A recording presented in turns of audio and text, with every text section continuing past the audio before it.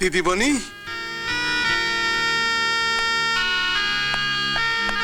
কি তোমাকে এইভাবে মেরেছে ওরা?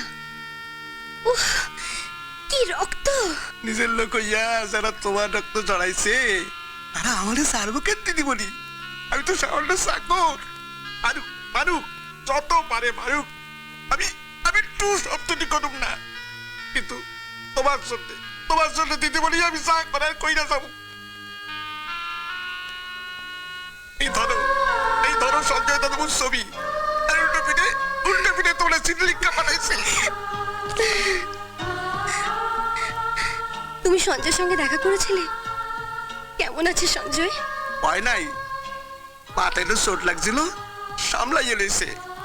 শোনো, সঞ্জয় দাদুর মায়ের ওষুধ আনতে কলকাতা গেছে, আর যাওয়ার সময় হাত ধইরা কইছে এই কয়দিন আমি যেন সব সময় তোর পাশে থাকি। আমি যাই দিতে বলি, আমি যাই।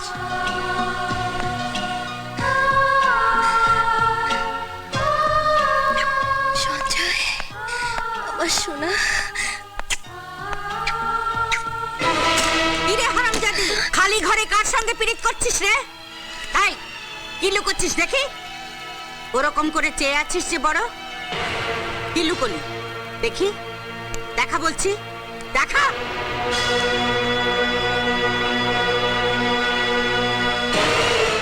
এটা তো সঞ্জয়ের ছবি। আশ্চর্য, এটা কি পাখনা গজিয়ে উড়ে এলো না? ও, উল্টো পিঠে আবার চিঠি লিখেছে দেখছি। আমার প্রাণের রোগ। ওরা যত চেষ্টাই করুক তোমাকে আমার কাছ থেকে দূরে সরিয়ে রাখতে পারবে না। আমি সিরাজকে কথা দিয়েছি, শুধু জেনে রাখো, মাকে রাজি করিয়ে তোমাকে তার পুত্রবধূ করার সব ভার আমার। আমি জানি এই 7 দিন আমাকে ছেড়ে থাকতে তোমার খুব কষ্ট হবে। আমারও কষ্ট হচ্ছে রোজ, কিন্তু এও জানি গোলাপের বাগানে কাঁটা আছে, আর সেই কাঁটা সরিয়েই আমাকে গোলাপ তুলে আনতে হবে। আমার ছবিটা তোমার কাছেই রেখো, আমি জানবো আমি তোমার কাছেই আছি, আর তুমি আমার কাছেই আছো, তোমার সঞ্জয়। 7 দিনের বিরহ সইছে না, তাই ছবি পাঠিয়ে দিয়েছে, স্মৃতি করে রাখবি। এই স্মৃতি আমি নষ্ট করে দেব। আমার দিকে তাকিয়ে কি দেখছিস? এবার ছবির দিকে তাকা। তোর সঞ্জয় স্মৃতি। সঞ্জয় তো হিন্দু, কাফের। ওরা মরে গেলে আগুনে পোড়াতে হয়, তাই না?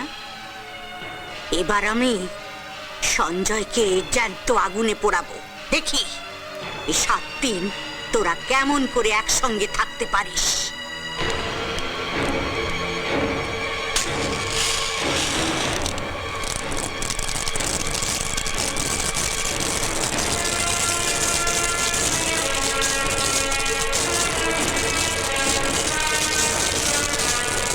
তোর সঞ্জয় পুরে ছাই হয়ে গেছে।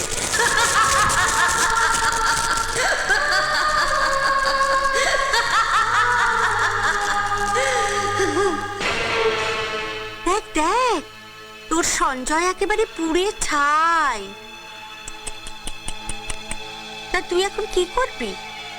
হিন্দু বিধবাদের মতো থান পরবি? তাহলে এই সারাটা খুলে ফেলে থান পরে সংসার? আমি আবার এসে দেখে যাব। দাঁড়াও মা,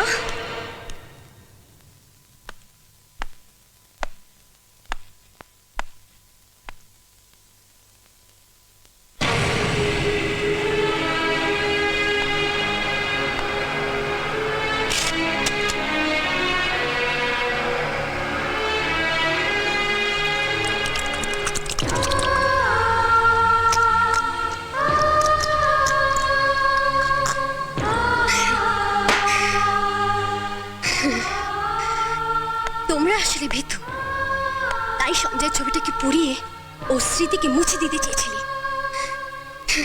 কিন্তু তুমি জানো না মা, যেই ছবিটাকে পুড়িয়ে তুমি ছাই করে দিলে, সেই ছাই আমার শরীরের সমস্ত রক্তের ফোঁটায় মিশে আবার ফোঁটা ফোঁটা করে ছবিটাকে নতুন করে ফুটিয়ে তুলেছে। বুঝলে মা? শুধু 7 দিন নয়, সারা জীবন এই ছবিটা আমার বুকের মধ্যে গেঁথে থাকবে।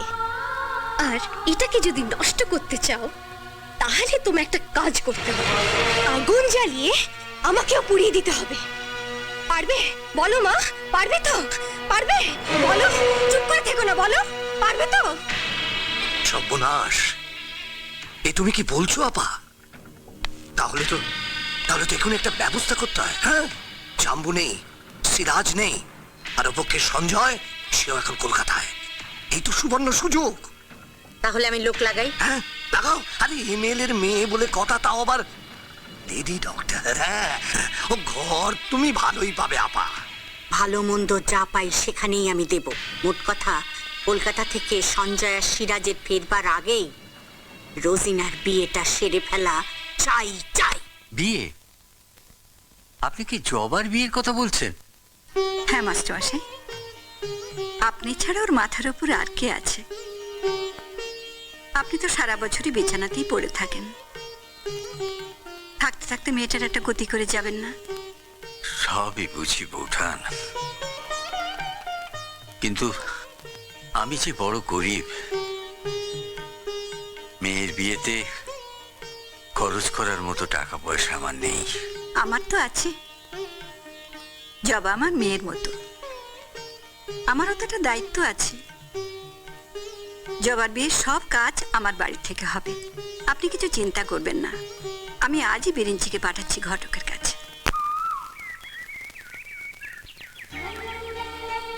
এটা কি হলো? মানে আসলে পাটা পিছলে গিয়ে না, মানে বুঝেছি, অন্যের জন্য আনা মালাটা আমার গলায় চলে এসছে। নে। জবা, জবা,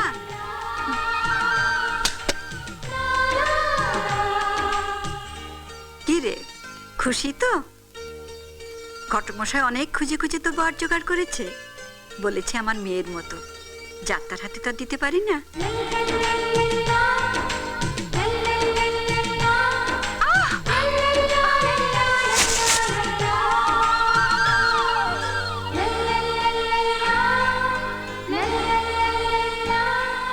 কি রে, কি ভাবছিস? এ কি, চোখে জল কেন? ও বুঝেছি, সবাইকে ছেড়ে যেতে কষ্ট হচ্ছে, তাই না মা? কাঁদিস না মা, বরের ঘরে তো মেয়েদের নিজের ঘর রে।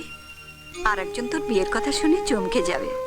সঞ্জয় আমার ওষুধ আনতে কলকাতা গেছে তো, পরশু আসার জন্য টেলিফোন করেছি। এসে যখন দেখবে তোর বিয়ে, একবারে আকাশ থেকে পড়বে।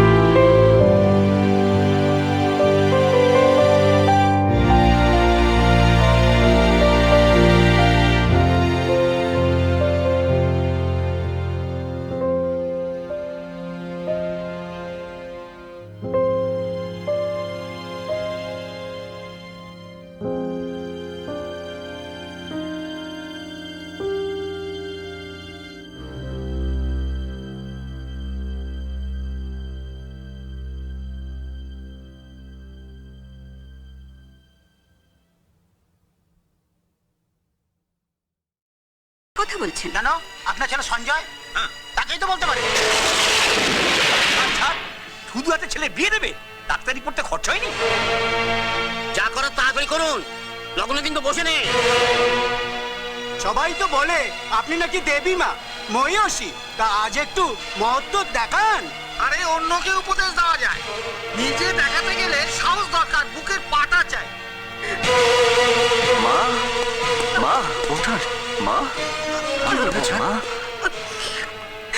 সঞ্জয়, তুই এসেছিস বাবা। আমার আমার উঁচু মাথাটা হেঁট হয়ে যাচ্ছে সঞ্জয়।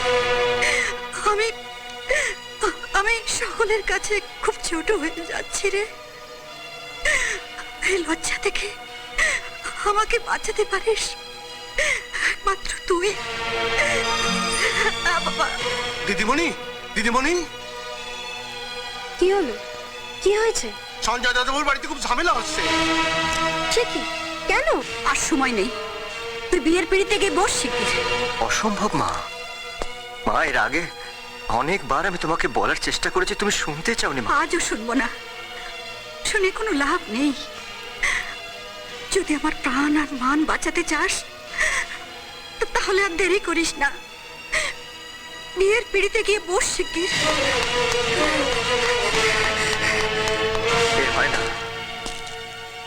একজনকে বাঁচাতে গিয়ে আমি আরেকজনকে শেষ করে দেবো।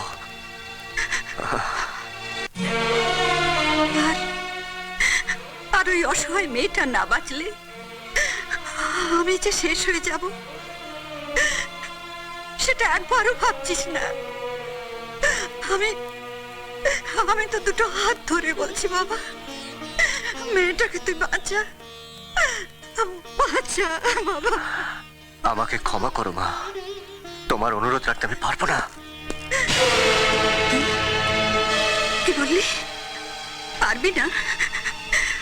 ওই মেয়েটাকে তুই? মা মা বেঁচে গেল ওষুধের ব্যাগটা। এই না, ওষুধ আমার হাতে আছে বাবা, খাওয়ানোটা তোর হাতে। ওম প্রজাপতি ঋষি, গায়ত্রী ছন্দ, অগ্নি দেবতা, ওম প্রাণে সাহা।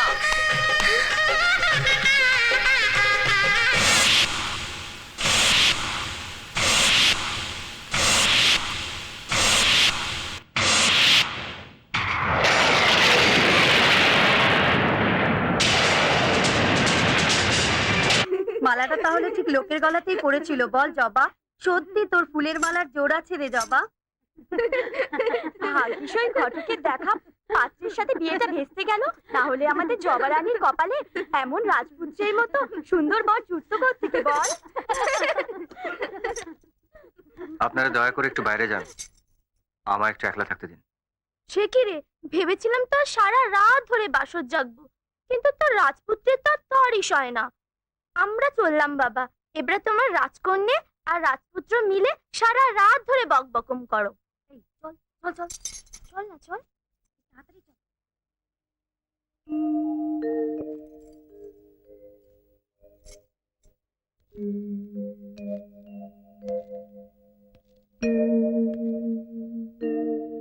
আই এম সরি, আমার কাছ থেকে তোমার অনেক আশা, কিন্তু তোমার সেই আশা পূর্ণ করা আমার পক্ষে সম্ভব নয়।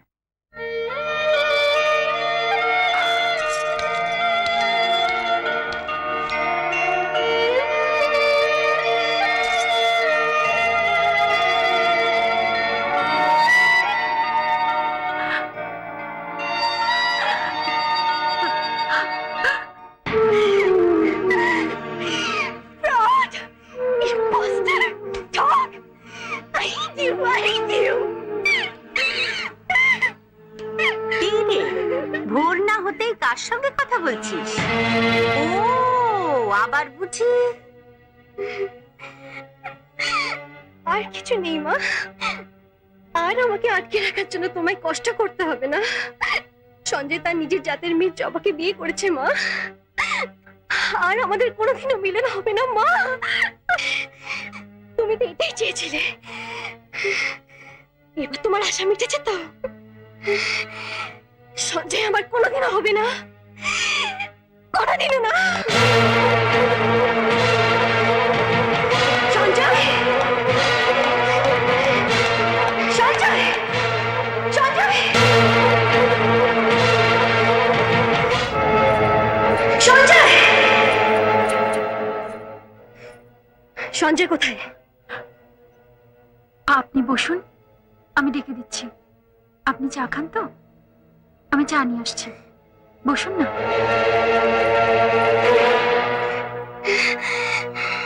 সঞ্জয়!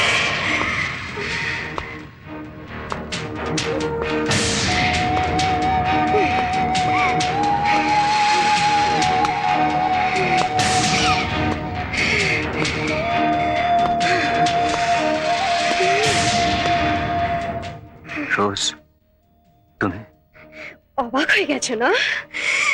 কেন কেন এত বড় বিশ্বাসঘাতকতা করলে আমার সঙ্গে? বলো। জোচ্চোর, ফ্রড, বেঈমান। তুমি তুমি আমার স্বপ্ন ভেঙে তছনছ করে দিয়েছো। তোমার গোলাপকে তুমি মনের ফুলদানিতে সাজিয়ে রাখবে বলেছিলে না? মিথ্যাবাদী! তুমি সেই গোলাপটাকে দু হাতে পিষে শেষ করে দিয়েছো। কেন কেন কেন? যদি আমাকে বিয়ে করবে ঠিক করেছিলে, তাহলে কেন আমাকে ভালোবেসেছিলে বলো? কেন আমাকে ভালোবেসেছিলে ভাই?